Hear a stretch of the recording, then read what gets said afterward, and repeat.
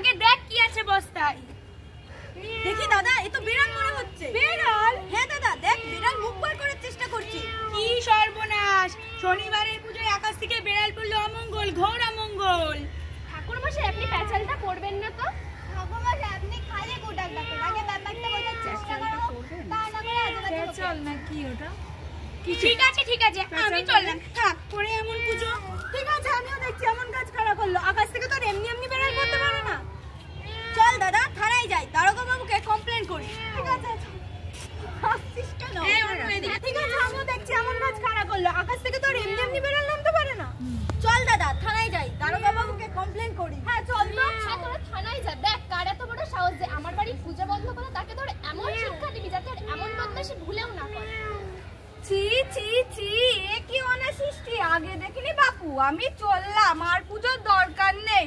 পাপ পাপ ঘোর বেটা, ধব্বে সইবে না। আমরা তোদের সাথে যাব নাকি দাদা? না না, তোর যাবার দরকার নেই, আমরা দুই ভাই গেলেই হবে। না বাপু, তোরা ঠিকই করছিস, থানায় যা। এই এদিকে তাকা, নিচে না, এদিকে হচ্ছে।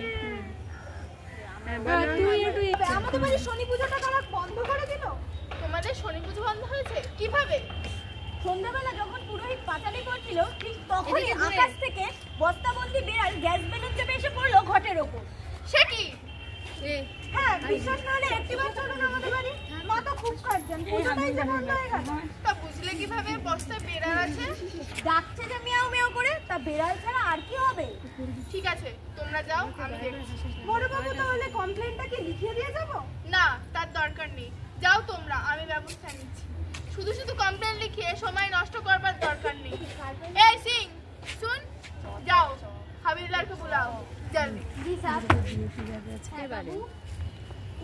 যাও এক্ষুনি নিতাইকে ধরে আনো।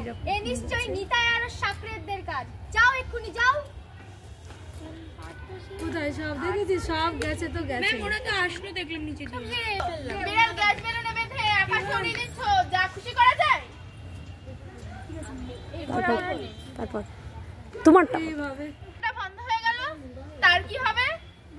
মানুষ যখন বলছেন তখন এবারের মতো ওদেরকে মাফ করে দিলাম, তবে এবার থেকে কাজ করার সময় একটু ভেবে চিন্তা করবে ভাই।